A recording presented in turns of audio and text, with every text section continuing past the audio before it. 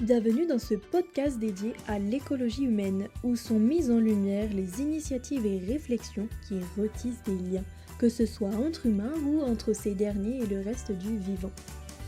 Explorons alors ensemble les chemins défrichés par ces porteurs de projets qui souhaitent faire rayonner une belle solidarité et un vrai respect de leur environnement. Allez, c'est parti, il est temps de construire ensemble un monde mieux relié, plus humain, mais surtout davantage bienveillant. Aujourd'hui, nous avons la chance de recevoir Baptiste Florian Marlouvrard, organiste titulaire à l'église Saint-Eustache de Paris. Une interview réalisée par les soins de Solveig Dopp, délégué général du courant pour une écologie humaine. Au-delà de son image traditionnelle, l'orgue est un véritable vecteur d'émotions humaines. Baptiste Florian Marlouvrard nous invite alors à écouter autrement, à sentir la puissance, la subtilité et la modernité de cet instrument. On commence donc par la question qui n'est pas la question la plus facile. Baptiste Florian, qui êtes-vous? Alors je suis, Baptiste Florian Marlouvrard, je suis, musicien, plus particulièrement, organiste, français. Alors, vous avez commencé, si nos informations sont bonnes, le piano à l'âge de 4 ans. Pourquoi avoir finalement choisi l'orgue? Alors j'ai effectivement, commencé la musique par le piano dès l'âge de 4 ans. Ensuite, c'est à la maîtrise de Radio France où j'ai été, jeune, chanteur que j'ai découvert l'orgue et lorsque ma voix muait eh bien je me suis à ce moment-là tourné vers ce nouvel instrument qui me fascinait totalement par ses capacités et donc j'ai commencé ensuite, l'orgue à peu près à l'âge de 13 ans. Alors, la première fois que j'ai vu un orgue de près, j'ai été, très effrayé, en fait, par le son. La première fois que j'ai entendu un orgue, j'avais 5 ans. Un petit peu plus grand, quand j'ai revu un orgue aux alentours de mes 10 ans, j'ai été fasciné, alors cette fois-ci plus effrayé par le son, fasciné par le son, mais surtout fasciné par la technique. Parce que l'orgue, c'est une machine absolument incroyable, en plus d'être un instrument de musique. Alors racontez-nous un petit peu, qu'est-ce que ça a de techniquement incroyable, l'orgue? Sans vous montrer d'image, c'est assez, difficile peut-être de vous rendre compte, mais l'orgue, quand on voit, pour un néophyte, on distingue tout de suite des claviers, un petit peu comme sur un piano, donc on se dit: «Bon, bah, ça doit être la même chose». En réalité, c'est un peu plus complexe que ça, parce que, il y a également un clavier pour les pieds, qu'on appelle un pédalier. Donc ça veut dire qu'un organiste joue avec ses pieds et ses mains en même temps, ce qui est, beaucoup plus complet que le piano. Ensuite, le son d'un piano sera toujours le même. Sur un orgue, c'est un petit peu différent.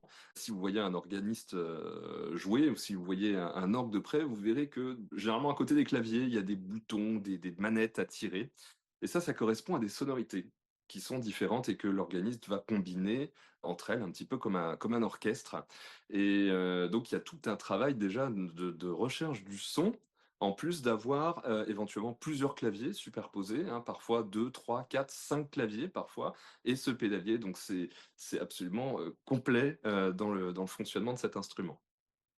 J'ai envie de vous pousser maintenant sur l'histoire de l'orgue.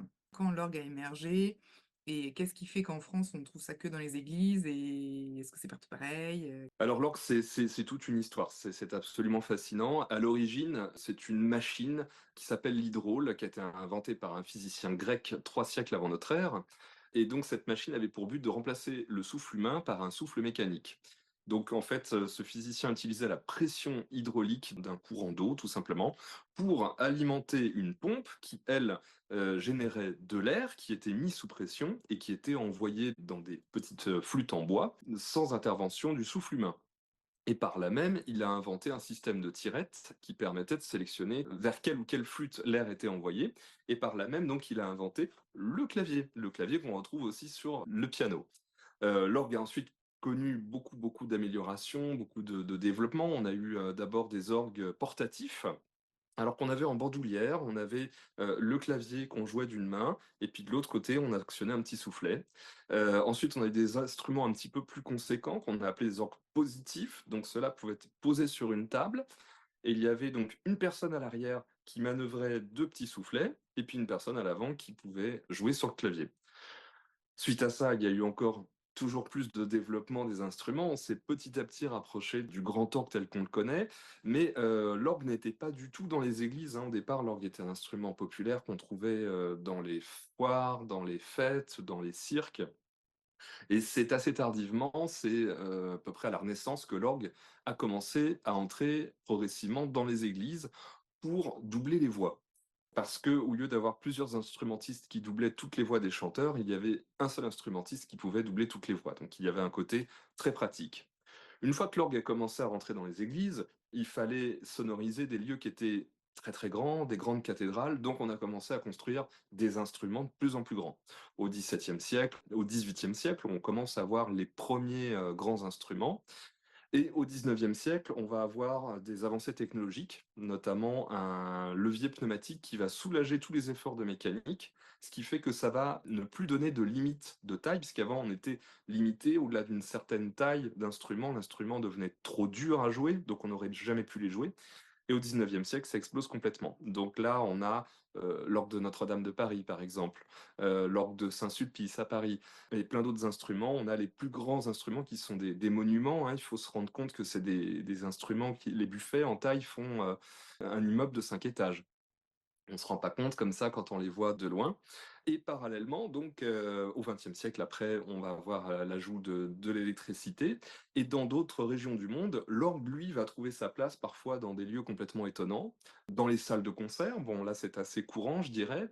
Mais parfois, si vous vous rendez dans les pays asiatiques, ou même à certains endroits aux États-Unis, vous trouverez un orgue, pourquoi pas, dans un grand hôtel ou dans un centre commercial. Alors, revenons à vous un petit peu. Donc, on a bien compris que vous aviez une sorte de coup de cœur, très important. À quel moment vous avez décidé d'en faire votre métier véritablement et pourquoi? Alors, très jeune, j'ai su que je ferais de la musique mon métier. Dès l'âge de 4-5 ans, je me voyais, compositeur, pianiste, chef d'orchestre. Ben, j'étais presque ça. Je suis, organiste improvisateur, donc c'est à peu près ce résultat et il m'arrive encore de jouer au piano de temps à autre.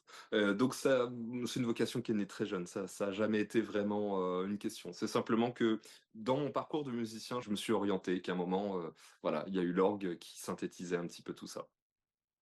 Quand on devient organiste professionnel, on s'engage à quoi exactement? Ça ressemble à quoi une journée type de Baptiste Florian Marlouvrard? Alors, une journée d'un organisme professionnel, ça c'est avoir, plusieurs casquettes.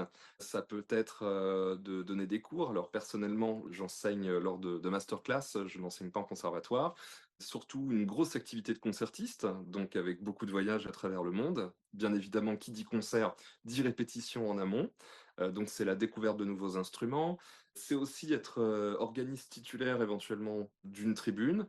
Pour ma part, je suis, organiste titulaire de l'église, enfin des grandes orgues de l'église Saint-Vincent-de-Paul à Clichy, mais également des grandes orgues de l'église Saint-Eustache à Paris. Donc je jongle entre ces deux instruments, deux merveilleux instruments dont j'ai la charge et le plaisir de jouer dessus. Et puis après, il y a tout l'espace aussi qui est dédié à la recherche, la composition, l'expérimentation, la rencontre avec d'autres artistes aussi, parce que l'orgue permet ça. Alors de là découlent 2 questions. Je vais commencer par la première. Justement, vous parlez des autres artistes et des rencontres d'autres artistes. Quels sont les principaux partenaires d'un métier où on est, organiste professionnel? Il y a déjà une première chose, c'est, un organiste peut se suffire à lui tout seul et généralement un organiste est très, très seul. Puisque contrairement à, d'autres musiciens qui sont quasi obligés de jouer avec d'autres musiciens parce que leur instrument leur permet pas forcément de donner un récital, pendant 1 heure, l'orgue peut se suffire à lui-même. On donne beaucoup de récitals, beaucoup de concerts d'orgue, mais, nous sommes avant tout des êtres humains, donc, des animaux sociaux et nous avons besoin de contact humain. Donc, c'est toujours très intéressant d'avoir des rencontres alors avec d'autres musiciens. L'orgue est un instrument qui permet d'accompagner, la voix, tous les instruments possibles.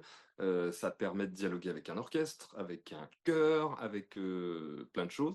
Mais c'est parfois, des rencontres plus étonnantes avec, par exemple, des artistes plasticiens qui, vont solliciter justement l'orgue pour sa musique par rapport à une œuvre. J'ai eu l'occasion de collaborer aussi avec, des réalisateurs pour des musiques de films, de collaborer avec, des musiciens qui font de la musique, électroacoustique, donc sans instrument. Donc il y a plein d'ouvertures possibles en réalité.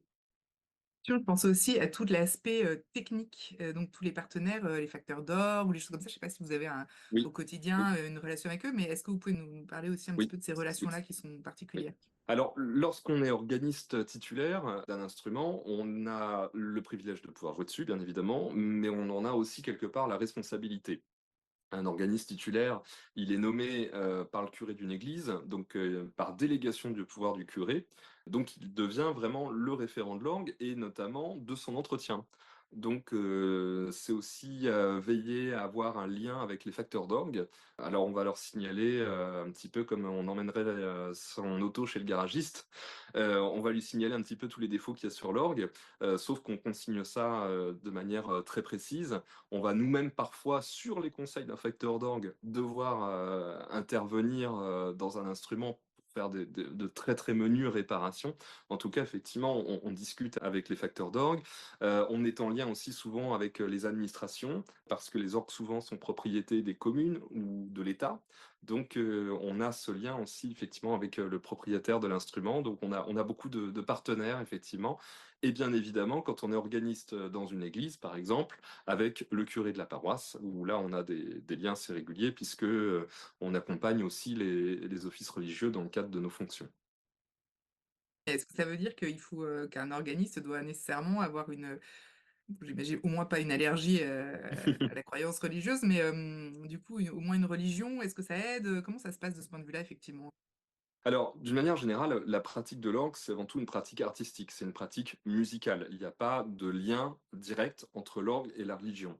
Alors, c'est vrai que, par exemple, en France, on va trouver essentiellement des orgues chez les catholiques, chez les protestants, parfois dans quelques synagogues, mais il n'y a aucune relation directe. En revanche, être organiste titulaire, donc par exemple dans une église, ça inclut donc de jouer les offices religieux. Certains organistes sont de confession catholique, d'autres non. Par contre, on se doit de connaître parfaitement la liturgie, parfaitement le rite, parce que on a la responsabilité d'accompagner la prière des fidèles. Donc, on se doit effectivement d'avoir une connaissance très très pointue, très technique justement, à la fois en musique et à la fois donc en liturgie. Et ensuite, la question religieuse reste vraiment une question propre à chacun. Quelles sont, vos plus grandes satisfactions, vos plus grandes joies quand vous jouez de l'orgue, en fait? Alors, je crois qu'une des plus grandes joies d'exercer ce métier, c'est de partager notre musique avec les autres. C'est-à-dire que, on va dire pour une personne qui va essayer un orgue pour la première fois, souvent il peut y avoir une sensation assez grisante par rapport à la puissance que peut émettre l'instrument, par rapport aux capacités sonores, ce qui est tout à fait normal dans un premier temps. Ensuite, je dirais que ça devient un danger parce que justement, c'est un petit peu comme être au volant d'une voiture de course. On doit dominer la machine et non être dominé par la machine. Donc c'est un petit peu la même chose. Je fais le parallèle pour les organistes. Mais en revanche, l'orgue est un instrument de musique et donc ça nous permet donc de partager notre musique et donc quand on peut voir parfois des gens qui sont touchés par ce qu'ils ont entendu, parfois même émus aux larmes, je crois que ça c'est peut-être la plus grande satisfaction qu'on peut avoir en tant qu'organiste et puis en tant que musicien en général. Et du coup, question inverse, quelles sont les plus grandes difficultés, de ce métier au quotidien? Dans le quotidien de ce métier, il y a des difficultés, elles sont nombreuses. Déjà, il faut savoir que exercer une carrière artistique, c'est souvent s'exposer à la précarité. Il faut toujours être, proactif, dans la gestion de sa carrière. Tout peut s'arrêter très, très vite, hein, du jour au lendemain. Il y a aussi, la solitude qui est, liée à ce métier parce que, c'est des longues heures de répétition, seul sur son instrument. Parfois le soir, parce que parfois, justement, dans certaines cathédrales qui sont très visitées, eh bien, les seuls moments propices pour l'organiste pour aller faire ses répétitions, c'est le soir, voire la nuit. Donc ça nous met parfois un petit peu aussi en décalage de la société. Ça veut dire aussi quand on a la charge d'organiste titulaire que tous les dimanches, eh bien, on va, jouer des offices, si on n'est pas en concert quelque part. Donc là où tout le monde part en week-end le samedi et le dimanche, eh bien, nous sommes, à nos claviers. Donc il y a aussi ce revers de la médaille, je dirais. Est-ce qu'on peut, en fait, jouer tous les répertoires sur l'orgue? Alors, si on imagine l'orgue avec un grand O, l'orgue, c'est le concept d'un instrument, on pourrait dire que c'est un petit peu comme le synthétiseur. Donc, en soi, on pourrait imaginer pouvoir tout jouer sur l'orgue. Après, il y a un orgue en particulier et chaque orgue a ses particularités. Un orgue, par exemple, napolitain du XVIIe siècle permettra de jouer un répertoire très précis de cette période, de cette région du monde. On ne pourra pas jouer de la musique française du 19e siècle, par exemple. Et si je prends un autre cas, un instrument français du 19e siècle permettra pas d'aller jouer de la musique de la Renaissance espagnole. Voilà. Après, si on imagine pour des instruments un petit peu construits récemment, dans un but aussi de pouvoir jouer à un plus large répertoire, on va pouvoir, avec plus ou moins de, comment dire, d'authenticité, jouer tous les répertoires qui déjà existent pour l'instrument, donc depuis la Renaissance jusqu'à nos jours, puisqu'il y a encore des compositeurs de nos jours qui composent pour l'orgue. Et même, je dirais, au-delà de la musique classique, on peut bien évidemment aller vers d'autres répertoires, hein. Moi, j'ai eu l'occasion de travailler, par exemple, avec un clarinettiste klezmer, et nous avons créé un répertoire qui nous est propre, avec l'orgue donc et la clarinette. J'ai également eu l'occasion de collaborer avec des musiciens qui venaient du monde de l'électro ou du jazz. Donc, on peut aussi sortir du style de la musique classique. C'est tout à fait possible. Est-ce que c'est quelque chose d'important, la musique, pour l'être humain? J'imagine que oui, parce que vous en avez fait votre vie quelque part. Et pourquoi est-ce que c'est si important? Alors, je vais citer Nietzsche qui dirait, «Sans musique, la vie serait une erreur». Mais pour aller plus loin, je dirais que c'est la musique, c'est ce qui accompagne, tous les moments de la vie, finalement. Les moments festifs, par exemple, c'est difficile d'imaginer une fête sans musique. Danser sans musique, c'est toujours un petit peu difficile, par exemple. Ça aide aussi à accompagner, des moments parfois plus solennels, voire plus douloureux. Alors l'orgue en particulier, c'est un instrument, j'en ai beaucoup parlé, qui a énormément de ressources, donc qui a un champ, un catalogue, j'ai envie de dire, extrêmement vaste, toute une gamme d'émotions. Mais je dirais avant tout que la musique a une dimension sociale. Il y a plusieurs façons d'écouter de la musique. Il y a le mélomane qui va écouter de la musique seul dans son salon, avec un casque de très très haute définition, qui va presque entrer en communion avec la musique. Mais en fait, déjà, quand il va faire cette écoute, il sera pas vraiment tout seul. Parce que quelque part, il va entrer en communion avec l'instrumentiste ou les instrumentistes qui auront joué cette musique, avec le compositeur. Donc, il y a quand même déjà une dimension humaine. Et puis, si on prend, par exemple, toutes les occasions où on a de la musique à l'extérieur, que ce soit en concert ou pour n'importe quel événement, eh bien, il y a un rassemblement humain autour de cette musique. Et donc, il y a non seulement ceux qui jouent cette musique, donc même quand elle est enregistrée, elle a été générée, même si aujourd'hui il y a l'intelligence artificielle, on a la majeure partie quand même de la musique qui est générée par des êtres humains et pour des êtres humains qui se rassemblent. Et donc, c'est la musique qui rassemble tout ce monde. J'aurais voulu savoir ce qui vous touche dans la musique. Vous avez quand même dédié votre vie entière à la Mm. musique, Oui. au risque d'être, de vivre dans la précarité, enfin tout ce que Mm, vous mm, venez de nous révéler, mm, quoi. mm. Et qu'est-ce qui fait que de toute façon, c'est quand même elle que vous avez choisie et que vous continuez à choisir aujourd'hui, quoi? Oui. Comment ça vous nourrit, l'âme sans, dimension religieuse particulière, hein, Oui. nourrit votre être? Qu'est-ce que c'est que cette respiration pour vous de la musique? Alors effectivement, la musique après quand on en fait, on parle de métier, mais c'est plus qu'un métier, hein, c'est une essence, vraiment, vitale. Déjà, il y a une vibration, peut tout à fait se mesurer au niveau, physique, hein, effectivement par une sinusoïde, mais en tout cas, c'est une vibration qu'on va ressentir dans le corps. Donc il y a quelque part un besoin vital, fondamental, justement d'être en contact avec la vibration de la musique. Ensuite, il y a vraiment je dirais toute la nourriture émotionnelle aussi qu'on tire. Quand on écoute, une symphonie, on reçoit une histoire quelque part. Alors on peut aller plus loin en se disant un opéra, on a carrément là, on a un livret, on a un argument, mais on n'a même pas besoin de l'opéra. Vous écoutez n'importe quelle musique, vous recevez quelque chose qui est de l'ordre d'une histoire qui va peut-être vous amener à vous questionner sur vous-même, à réfléchir, en tout cas à ressentir, des choses. Même de l'aversion, pourquoi pas? Mais en tout cas, ça vient vous questionner et ça, c'est ce grand pouvoir, qu'a la musique. Donc c'est en ça, je crois que on n'a jamais fini de se nourrir. Est-ce qu'on peut se dire un jour qu'on a fait le tour du métier ou pas? Il peut y avoir, ça fait partie un petit peu du revers de la médaille, on peut avoir de temps en temps une sorte de lassitude dans le métier quand on l'exerce professionnellement. Mais pas dans l'art ni dans la musique, en réalité. C'est-à-dire que le champ est tellement vaste qu'on n'aura jamais épuisé tout ce qui est possible de trouver en termes d'inspiration, de recherche. Voilà, cette lassitude, elle va venir juste effectivement de musiciens qui, dans le cadre de leurs activités professionnelles, parfois aussi sont tenus de faire certains répertoires qu'on attend d'eux ou de devoir donner plus de concerts qu'ils n'aimeraient en donner, et parce qu'on a aussi besoin de se reposer de temps en temps, comme tout le monde.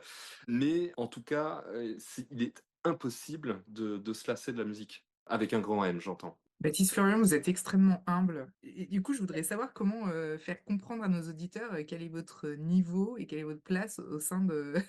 Je sais pas comment faire, j'ai pas de questions sur le sujet. Mais je voudrais Oui. qu'ils se rendent compte du cadeau que vous nous faites, vous voyez ce que je veux dire?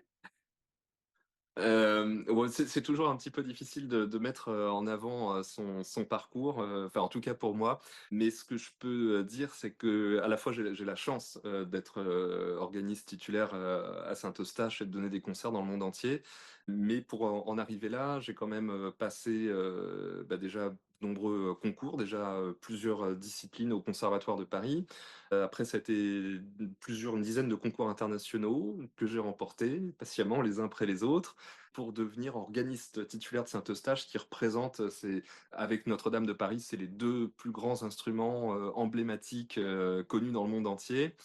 C'était à l'issue d'un concours de sélection redoutable, où nous étions plus de 50 candidats, et nous avons été retenus deux heureux élus organistes titulaires de cet instrument d'exception. Où est-ce qu'on peut vous écouter si jamais on a envie de vous écouter? Alors, on peut m'écouter un petit peu partout, puisque comme je le disais, je suis amené à voyager dans le monde entier pour les concerts, mais pour les franciliens, j'ai envie de dire, pas uniquement les parisiens, vous pouvez m'entendre assez régulièrement à l'église Saint-Eustache à Paris. Le dimanche à 17 h, il y a des concerts d'orgue qui durent une demi-heure environ, qui sont ouverts à tous, et vous trouverez les programmes sur Internet. Et puis Oui. ma dernière question est Oui. une question ouverte. Est-ce que vous avez un dernier message pour les personnes qui regarderont cette vidéo ou qui écouteront ce podcast? Le seul message que je pourrais avoir à donner, pour finir, ce serait, si jamais vous n'avez pas entendu, d'orgue de votre vie, que vous avez des a priori, peut-être, laissez tomber vos a priori, partez à la découverte. Pareil, si vous êtes, allergique à la musique classique, que vous pensez que c'est réservé à une élite, c'est faux. C'est totalement faux. La musique, elle est pour tout le monde, la musique classique et aussi la musique d'orgue. Donc si vous avez une opportunité, foncez, les clés de lecture, elles viendront à vous, d'elles-mêmes. En fait, j'ai encore une autre question. Est-ce qu'il faut une force particulière pour choisir de vivre de sa passion? Est-ce que, il faut d'abord se rendre compte qu'on est particulièrement doué, talentueux? Est-ce qu'il faut, une qualité de ténacité ou j'en sais rien? Alors, pour les personnes qui rêveraient effectivement d'avoir cette vie artistique, il faut savoir que le talent, c'est peut-être 1%, c'est 99% de travail acharné. Donc, je crois que personne ne me contredira, tous les artistes vous le diront dans tous les domaines. Il faut effectivement beaucoup d'abnégation. Parfois, c'est savoir se relever d'échecs très cuisants. C'est parfois avoir des doutes, avoir envie de tout arrêter, se dire qu'on n'est pas fait pour ça, qu'on n'y arrivera jamais. Ce sont des stades tout à fait normaux par lesquels il faut passer, mais il faut jamais lâcher. Il faut toujours se remettre en selle, toujours remettre son métier sur l'ouvrage, mais derrière, la récompense, elle est merveilleuse quand on peut vivre de l'art. Et maintenant, place à l'écoute. Voici un extrait d'une de ses improvisations réalisées sur le grand orgue de l'église Saint-Eustache à Paris.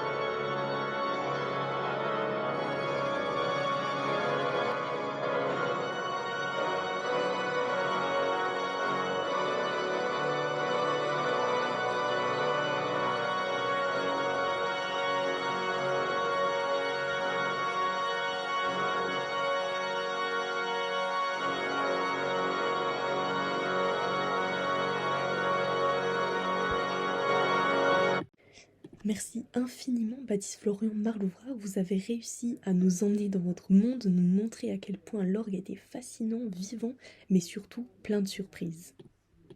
Et sur ce, on vous dit merci d'avoir partagé ce moment avec nous. Alors si vous l'avez apprécié, n'hésitez pas à le faire découvrir à l'un de vos proches et on se retrouve très vite pour de nouveaux podcasts inspirants. Pour suivre nos actus, nous contacter ou vous abonner à notre newsletter mensuelle, rendez-vous sur www.ecologihumaine.eu.